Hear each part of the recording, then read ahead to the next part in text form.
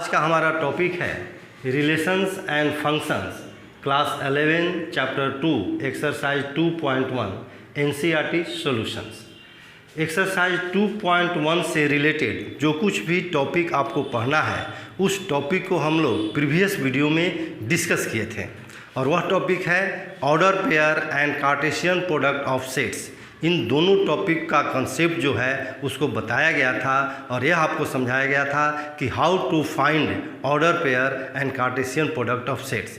मेरी सलाह आपको है कि एक्सरसाइज 2.1 को सॉल्व करने से पहले यदि आप उस वीडियो को वॉच नहीं किए होंगे तो उसको ज़रूर वॉच कर लीजिए, जिससे इस एक्सरसाइज के क्वेश्चन को समझने में और उसको बनाने में आपको प्रॉब्लम ना हो। तो आइए शुरू करते हैं एक्सरसाइज 2.1 का first question, that is if x by 3 plus 1 y minus 2 by 3 equal to 5 by 3 1 by 3 find the values of x and y। यानी दो ऑर्डर पेयर आपको यहाँ पर इक्वल दिया हुआ है और आपको x और y का वैल्यू फाइंड करना है। तो प्रीवियस वीडियो में आपको बताया गया था कि corresponding elements of equal order pairs are equal, यानी दो ऑर्डर पेयर इक्वल हो तो इनका फर्स्ट एलिमेंट, दोनों का फर्स्ट एलिमेंट आपस में इक्वल हो जाएगा और दोनों का सेकेंड एलिमेंट जो है वह भी आपस में इक्वल होगा। तो इस तरह आपके पास x by 3 plus 1 equal to 5 by 3 और y minus 2 by 3 equal to 1 by 3 दो आपके पास इक्वेशन आ गया x और y में। अब इन दोनों इक्वेशन को सॉल्व करके आपको x और y का वैल्यू फाइंड करना है, जो आप आसानी से फाइंड कर सकते हैं क्योंकि इस तरह का जो इक्वेशन है वो आप स्टैंडर्ड 6-7 से ही सॉल्व करते आ रहे हैं। तो सॉल्व करने पर x का जो वैल्यू आएगा वह 2 होगा और y का वैल्यू होगा 1 होगा।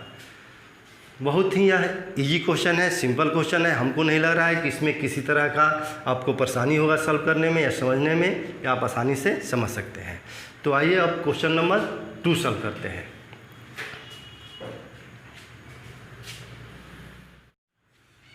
Second question, if the set A has 3 elements and the set B equal to 3, 4, 5 then find the number of elements in A cross B.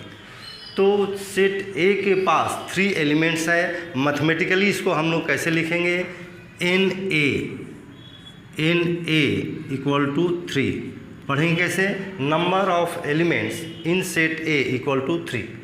Next कह रहा है कि the set B equal to 3, 4, 5, यानी B जो set है उसमें भी 3 elements हैं, 1, 2, 3 एलिमेंट्स हैं। तो लिखेंगे एन बी इक्वल टू 3।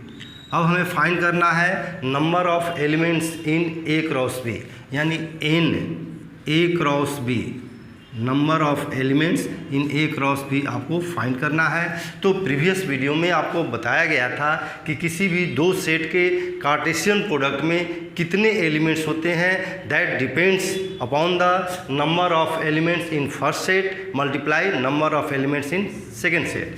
यानी N A cross B, number of elements in A cross B, Cartesian product of A and B में कितने नंबर ऑफ एलिमेंट्स होंगे, इसको फाइंड करने के लिए number of elements in A multiply number of elements in B करेंगे हम, तो हमें मिल जाएगा कि ए क्रॉस बी में कितने एलिमेंट्स हैं। तो एन ए 3 है, यहाँ लिखेंगे हम 3 मल्टीप्लाई 3, क्योंकि number of elements in B भी 3 है, equal to 9 answer. Now question number 3,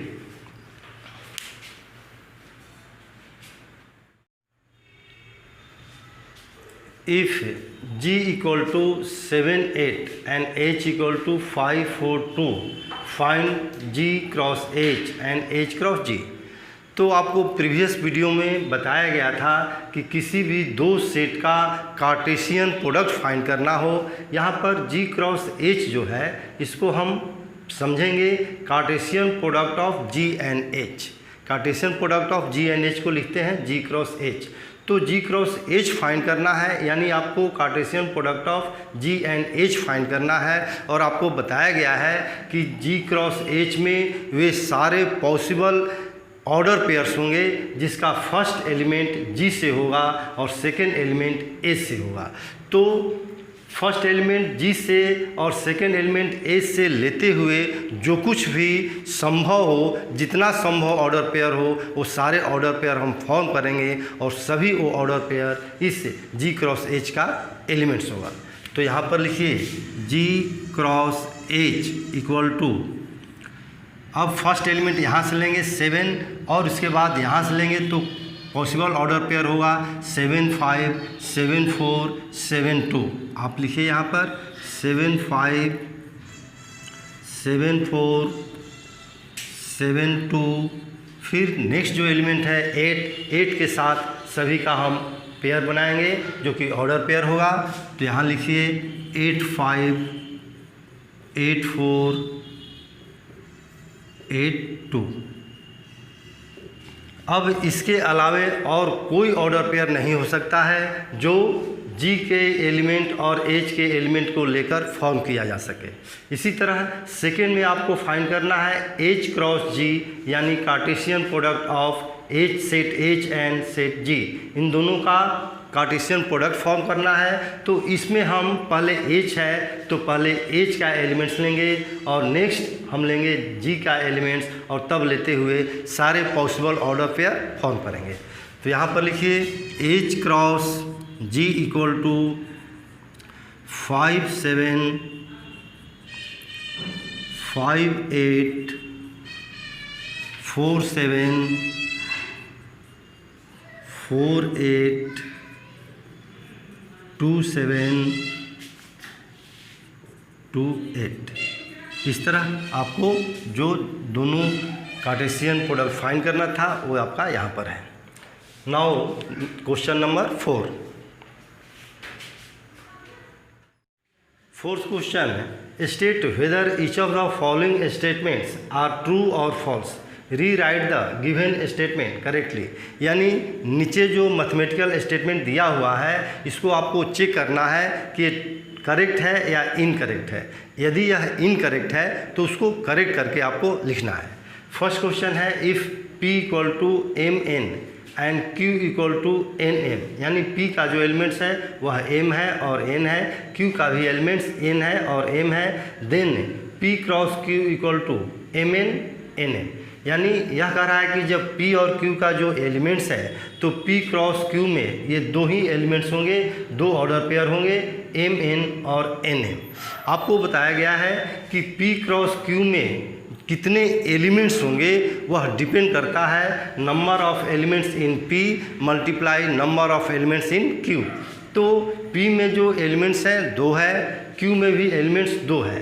तो P और Q का नंबर ऑफ एलिमेंट्स जब हम मल्टीप्लाई करेंगे तो 2 × 2 4 होगा। इस तरह P क्रॉस Q में 4 एलिमेंट्स होना चाहिए, जबकि यहाँ 2 ही हैं जो कि इनकरेक्ट है। तो यहाँ आप लिखेंगे इट इज इनकरेक्ट, तब करेक्ट क्या होगा आप उसको P क्रॉस Q फॉर्म करके देख लीजिए। तो ऑर्डर पेयर यहाँ फॉर्म करना है, P से आप एलिमेंट लीजिए और Q से, पहले P से लीजिए M, तो M लेकर जब ऑर्डर पेयर फॉर्म करेंगे तो आपके पास होगा M N M M।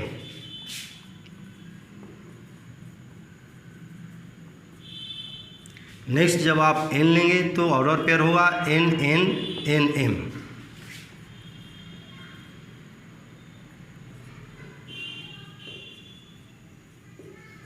इस तरह P क्रॉस Q में ये चारों ऑर्डर पेयर इसका एलिमेंट्स होगा, जो कि दिया हुआ था सिर्फ 2, तो इसका करेक्ट फॉर्म हुआ ये। Second question, if A and B are non-empty sets, then A cross B is a non-empty set of order pairs XY such that X belongs to A and Y belongs to B। Question के अनुसार A और B जो है non empty sets है। Non empty sets का meaning हुआ कि ये दोनों 5 नहीं है। फिर A क्रॉस B का एलिमेंट दिया हुआ है XY, तो क्या X A से बिलोंग करेगा, Y B से बिलोंग करेगा।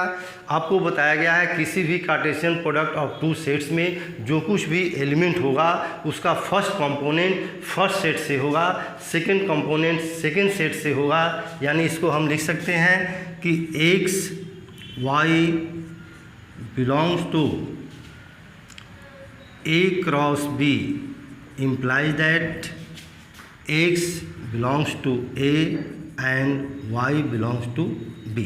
यदि ए क्रॉस बी का एलिमेंट है एक्स वाई, तो एक्स जो है उसको ए का एलिमेंट होना पड़ेगा और वाई को बी का एलिमेंट, जो कि यहाँ पर गिवन है। It means this statement is correct. Third question, if A equal to 1 2 B equal to 3 4 then A cross B intersection phi equal to 5। पहले हम बी इंटरसेक्शन फाई फाइंड करेंगे। बी इंटरसेक्शन फाई का meaning हुआ, तो पहले intersection का meaning समझिए। Intersection का मीनिंग हुआ कि दोनों सेट का कॉमन एलिमेंट्स। तो बी और फाई का जब हम कॉमन एलिमेंट्स फाइंड करेंगे तो फाई के पास तो एक भी एलिमेंट्स होता ही नहीं है। तो बी और फाई का जब हम कॉमन एलिमेंट्स फाइंड करेंगे और फाई के पास एक भी कॉमन एलिमेंट नहीं है, तो इसका मीनिंग हुआ कि इसमें कोई भी कॉमन एलिमेंट्स नहीं है, जो कि फाई होगा। फाई का मीनिंग हुआ कि एक भी इसका एलिमेंट नहीं है। तो बी इंटरसेक्शन फाई का कोई कॉमन एलिमेंट नहीं है, तो यहाँ पर हो जाएगा फाई। अब नेक्स्ट फाइंड करना है हमें A cross B intersection phi. तो यह लिख सकते हैं आप कि बी इंटरसेक्शन फाई का वैल्यू है फाई, तो A cross B intersection phi equal to A cross phi. इसका वैल्यू फाई है, तो इसकी जगह पर फाई रख दिया गया। अब ए क्रॉस फाई का वैल्यू फाइंड करना है। तो ए क्रॉस फाई का वैल्यू फाइंड करने का मीनिंग हुआ कि आपको उन सारे ऑर्डर पेयर को फॉर्म करना है जिसका फर्स्ट कंपोनेंट फर्स्ट एलिमेंट ए से होगा और सेकेंड एलिमेंट सेकेंड सेट यानी फाई से होगा। तो सेकेंड एलिमेंट फाई से हम देखेंगे तो फाई के पास एलिमेंट ही नहीं है, तो वहाँ से तो हमें एलिमेंट मिलेगा ही नहीं। तो जब हम ऑर्डर पेयर फॉर्म करेंगे तो सिर्फ ए से एलिमेंट मिलेगा, फाई से एलिमेंट नहीं मिलेगा। इसका मीनिंग हुआ कि ए क्रॉस फाई से जब ऑर्डर पेयर फॉर्म करेंगे तो कोई भी ऑर्डर पेयर फॉर्म नहीं होगा, और जब भी एक भी एलिमेंट नहीं होता है तो वह सेट फाई होता है। इसका मीनिंग हुआ कि A cross phi equal to phi. तो इस तरह यह जो स्टेटमेंट है इसका वैल्यू फाई ही होगा, जो कि करेक्ट है।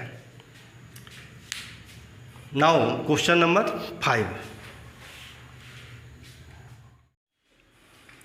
If A equal to -1 1 find A cross A. यानी जब 3 सेट्स का कार्टेशियन प्रोडक्ट फाइंड करना हो तो उसमें जो एलिमेंट होगा वह ऑर्डर पेयर ना होकर ऑर्डर ट्रिपलेट होगा, यानी उसमें 3 कंपोनेंट्स होंगे, 3 एलिमेंट्स होंगे। तो यहाँ पर तीनों सेट सेम है, ए और ए। तो यहाँ पर जब कार्टेशियन प्रोडक्ट हम फाइंड करेंगे तो हम सेम सेट ए का ही एलिमेंट्स लेंगे। तो 3 सेट का कार्टेशियन प्रोडक्ट फाइंड करने के पहले हम पहले 2 का फाइंड करेंगे, 2 का कार्टेशियन प्रोडक्ट, और उसके बाद तीसरे के साथ हम उसका कार्टेशियन प्रोडक्ट फाइंड करेंगे। तो यहाँ पर ए क्रॉस ए फाइंड करने के लिए हम ए का एलिमेंट्स लिख लिए -1 1, और फिर सेकेंड में भी ए ही है तो सेम एलिमेंट्स यहाँ पर लिख दिया गया। अब यहाँ पर ऑर्डर पेयर जब हम फॉर्म करेंगे तो होगा -1 -1 -1 1 1 -1 1 1। अब हम फाइंड करेंगे ए क्रॉस ए। तो यहाँ पर ए का जो एलिमेंट्स है वो लिख दिया गया है यहाँ पर, और ए क्रॉस ए जो ऑलरेडी हम लोग यहाँ फाइंड कर चुके हैं इसका वैल्यू यहाँ पर लिख दिया गया। अब जब इन दोनों का प्रोडक्ट फाइंड करेंगे तो हम इस सेट का फर्स्ट एलिमेंट लेकर और इसके साथ उसका ऑर्डर ट्रिपलेट फॉर्म करेंगे। तो जब -1 लेंगे तो होगा पहला ट्रिपलेट -1 -1 -1, यहाँ पर हुआ -1 -1 1 -1 1 -1, और फिर -1 1 1 1 1। जब सेकेंड एलिमेंट लेंगे 1 तो हमारा होगा 1 -1 -1 1 -1 -1, फिर लेंगे 1 -1 1 1 -1 1, और फिर 1 1 -1 1 1 -1, और फिर 1 1 1 1 1। इस तरह आप ऑर्डर ट्रिपलेट फॉर्म कर सकते हैं, 3 सेट्स का कार्टेशियन प्रोडक्ट फाइंड कर सकते हैं। तो क्वेश्चन नंबर 1 से 5 तक हम लोग एक्सरसाइज 2.1 का कंप्लीट कर लिए। अब इससे आगे क्वेश्चन इस वीडियो में नहीं बनाएंगे, क्योंकि स्टूडेंट्स हमेशा यह कहा करते हैं कि सर ज़्यादा लंबा वीडियो मत बनाइए। भले ही एक एक्सरसाइज से 2 वीडियो 3 वीडियो बने, लेकिन छोटा छोटा वीडियो फॉर्म करके अपलोड कीजिए ताकि हम लोगों को देखने में सुविधा हो। तो नेक्स्ट जो पार्ट है इसका जो क्वेश्चन नंबर 6 से हम लोग नेक्स्ट वीडियो में अपलोड करेंगे। तक आप इसको देख कर समझ कर आप सॉल्व कर लीजिए। तो मिलते हैं नेक्स्ट वीडियो में, जहाँ पर हम लोग सॉल्व करेंगे from question number 6 of exercise 2.1। Thank you.